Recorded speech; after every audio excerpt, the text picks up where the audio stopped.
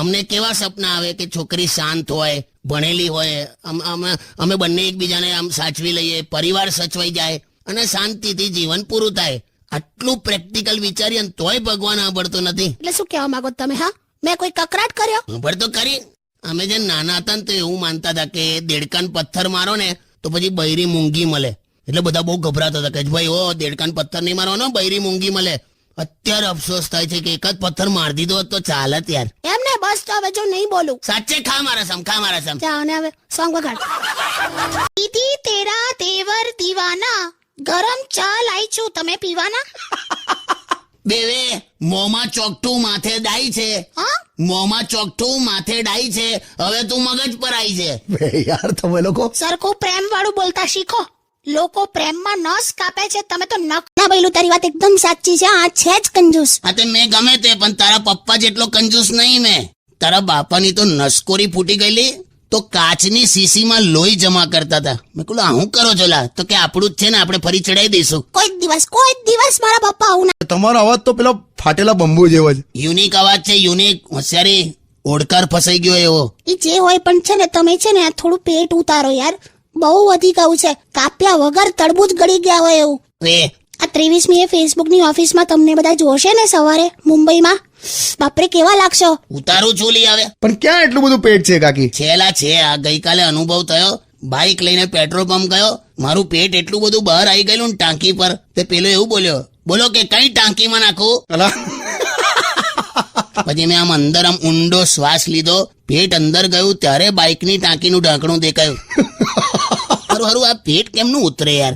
હું કહું તમને, તમે છે ને રોજના હવે 3 ઈંડા આપવાનું ચાલુ કરી દો તો 2 મહિનામાં ઉતરી જશે. વે પોલ્ટ્રી ફાર્મ મેં મરગી જવું. મસ્તી કરે. ગુબ્બો માર દઈશ પેટમાં. પેટમાં ના મારતા યાર, સવારે જ નાન ખટાઈ ખાધી છે, તૂટી જશે. જો ને કેવા જવાબો. કે લગન વધારે ટકે કે વૈબંધી? લગન. ભાઈબંધીલા લગન તો ખોટી મગજમારી ના કરશો. એવું છે ને, જવાબ મળી ગયો ને તને? એમ નહીં, આમ લગન તો છે ને આમ જન્મનું બંધન કહેવાય. એકબીજાને સાચવી લેવાને એમ. એ તો હવે ભાઈબંધો આચવી જ લે. હવે જો સાંભળજો, સાદું તને કહી દઉં, લગન સક્સેસફુલ થવા પાછળ છે ને 36 ગુણ મળવા જોઈએ, બરાબર? પણ તું જો 2 ભાઈબંધ વચ્ચે ખાલી 2 અવગુણો મળે ને તો એ ટકી જાયલા. બંને જણ સિગરેટ પીતા હોય કે બંને જણ દારૂ પીતા હોય તો એની મને આખી જિંદગી ભાઈબંધી રહેલા. સાચી વાત છે કાકા. હમણાં તો 2 ભાઈબંધ સિગરેટ પીતા એવું બોલતા હતા કે આ મેગી ખરેખર નુકસાન કરે જ નહીં. એટલે આવું ટાઈપનું હોય છે ભાઈબંધી. તું સમજો ને ભાઈબંધ, બસ આપડા અવગુણો મેળવી લે. તો તું તારી રીતે ગીત વગાડ દે ને. એ ઓલું યાદ છે, પેલા કુંભકર્ણ ને ઉઠાડવા માટે કેટલું કરે છે. પેલા ઢોલ નગારા વગાડે ને કેટલું આમ પેલા પીપુડા વગાડે તોય ઉઠતો નથી. ખાલી પંખાની સ્વિચ બંધ કરી દીધી હોત ને તોય ઉઠી જાત. બોલ, તું મને કરે છે એવું? ચૂપ રહો હવે. પણ આ જે રાક્ષસો જે બધા બતાડે છે એ તો કેટલી બધી હસમુખી પ્રજા છે નહીં? કોઈ જ કારણ ના હોય ને તોય હસ્યા જ કરેલા. હા એક્ઝેક્ટલી આવું જ. ચૂપ રહો. આપણને કાકીની ચોઈસ ગમી ગઈ. આમ હાઈ સોસાયટી ટાઈપ, આમ મોલ્સ એન્ડ મલ્ટીપ્લેક્સ મૂવી યો. થેન્ક્સ બડી. અને કાકા તમે રિસ્પોન્ડ નથી કરતા યાર. આ મલ્ટીપ્લેક્સ ની હોશિયારી મારે છે ને અત્યારે તારી આમ મારે છે. બાકી હજુ 2 વર્ષ જ થયા છે ઘેર ટીવી આવ્યું. અત્યાર સુધી બાજુવાળાને ત્યાં નીચે પલાઠી વાળીને શક્તિમાન જોતી હતી. બસ હવે આ બધું બોલવાની જરૂર છે યાર? બેકાર માણસ. ગીત વગાડ. એટલે મારા સસરા વિદાય વખતે આમ ધમપછડા કરેલા કે હું મારી દીકરીને નહીં મોકલું. એ તો લાગણીમાં. તંબુરો લાગણીમાં. મને કે દીકરીનો બાપ છું ને મને કોલ્ડ ડ્રિંક નતું આલ્યું.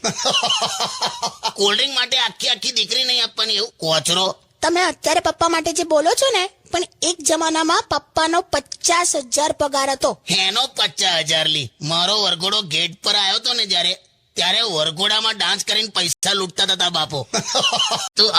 તું સમજ યાર, તને કરું છે તું તો.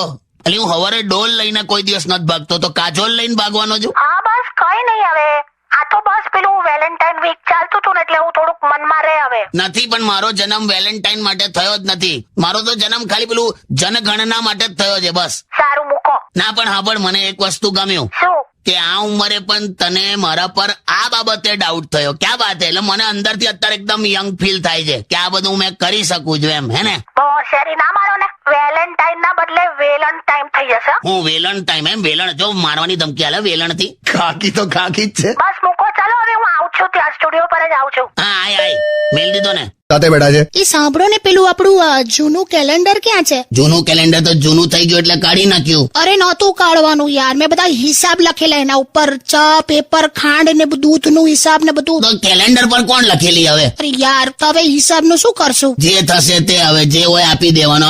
આ દેશમાં અમે છે ને બકા હિસાબ સમજવા માટે બહુ ભયંકર બુદ્ધિ જોઈએ. મને તો સમજ જ નહીં પડતી. એટલે શું થયું, શું કહેવા માંગો છો? હમણાં નવું બિલ પાસ થયું ને ઇકોનોમિકલી વીકર સેક્શન માટે. હા, 10% અનામત વાળું. હા, તે તમે 2.5 લાખથી વધારે એન્યુઅલ ઇન્કમ હોય તો તમે ટેક્સ લેવાનું ચાલુ કરો છો, અને 8 લાખ સુધીની એન્યુઅલ ઇન્કમ ને ઇકોનોમિકલી વીકર સેક્શનમાં ગણો છો. તો મારું હારું આ બેસતું નથી મારા મગજમાં કઈ. શું, મને તો ખબર જ ના પડી. અત્યારે એ જ ચાલે.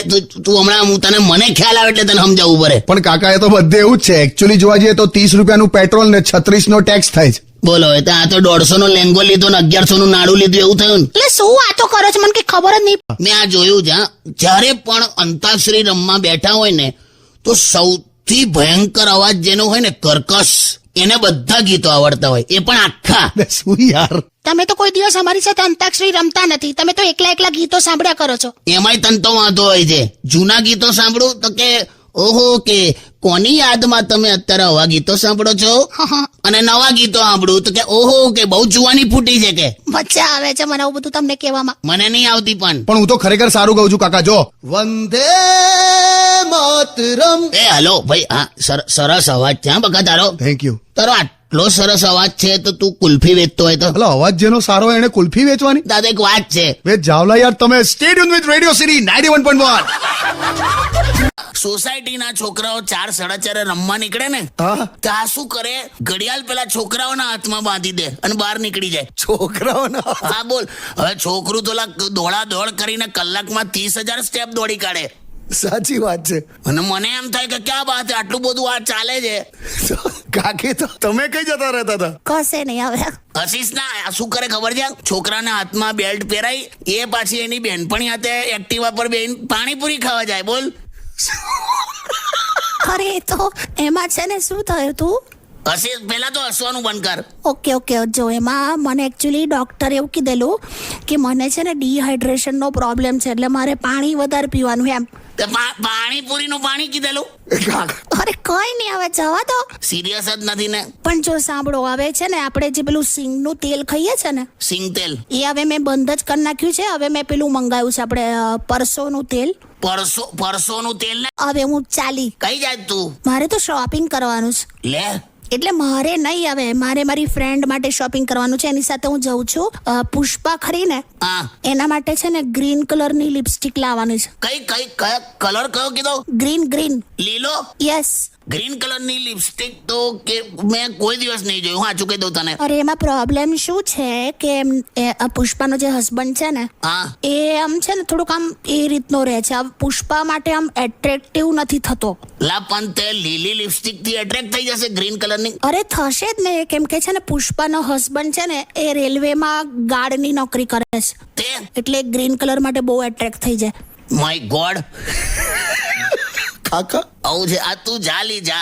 એટલે એના માટે શોપિંગ કરવા જાઉં છું. બાકી તો મારા માટે તો ક્યાં તમે કશું શોપિંગ કરાવડાવો છો. નાટકો ના કરીશ. શું જોઈએ તારે? કપડા, બીજું તો શું જોઈએ? તે જોયું છે આપણું કબાટ કેટલા તો આ છે ને જે મારી બોડી વધી છે ને, બધી તમારા લીધે જ વધી છે. ઓકે, એ મારા લીધે કેમ? લગ્ન થયાના અત્યાર સુધી તમે આમ છે ને, જ્યારે પણ હું જમવાનું બનાવું ને તો તમે ઓછું ખાવ છો અને સૌથી વધારે મને ખવડાવો છો કે લે ખા ખા ખા ખા કરી મને જ ખવડાયા કરો છો. ક્યાં બાત હે કાકા. એમને પણ બહુ ગંદુ બનાવે છે જમવાનું એટલે.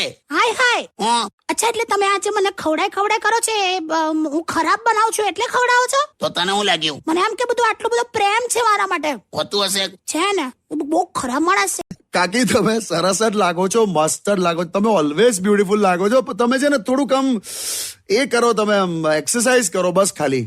અરે યાર, શું કરું પણ? તમને સાચું કહું, તમે છે ને સાયકલિંગ કરો. સાયકલિંગ કરવાથી 100% તમારું બોડી ખાસું ઉતરી જશે એમ. અરે સાયકલિંગ કર્યું તું મેં 2 મહિના, પણ પછી કોઈ ફરક ના પડ્યો. પણ એ સાયકલ પર પાછળ બેસવાથી ના ઉતરે. હે? એટલે હું ચલાવતો તો. હવે આ પાર્લર ખુલે તો સારું. કયું પાર્લર? કુદરતી રચના છેડછાડ કેન્દ્ર. હે કુદરતી રચના છેડછાડ કેન્દ્ર એટલે બ્યુટી પાર્લર નું કે જલા. તો હું બોલાય પણ કાકી બ્યુટી પાર્લર ક્યાંથી ખુલે યાર અત્યારે? કેમ આ બધે દારૂની દુકાન ખુલી શકે તો પછી બ્યુટી પાર્લર ના ખુલી શકે? તે બધે બ્યુટી પાર્લર નથી ખુલ્યા એટલે જ દારૂની દુકાન ખોલેલી. એટલે પીધા પછી આખું જગત જ સુંદર લાગે એટલે બ્યુટી પાર્લર ની જરૂરત જ નહીં ને. જાઓ તું જયારે કોઈના લગ્નમાં જાય, તું જયારે જાય છે લગ્નમાં તો કેવો ફૂલ મેકઅપ કરીને જાય છે ને, હા અને ઘરે પાછી આવે ત્યારે કેવું વોશ બેસિંગમાં મોઢું ધોઈ નાખે ને, એને ફેક્ટરી રીસેટ કહેવાય. શું કાકી એટલે ફોન ફોર્મેટ થઈ જાય ને એટલે પહેલા જેવો નવો થઈ જાય એમ. હા તો ભાઈ આવું બોલવાનું મેકઅપ ને આવું બધું એક્ઝામ્પલ આપવાનું. આ તો તને સમજાય એટલે હવે, બાકી તો હું એવું માનું છું કે તારે મેકઅપ ની જરૂર નથી. સાચે? અરે વાહ.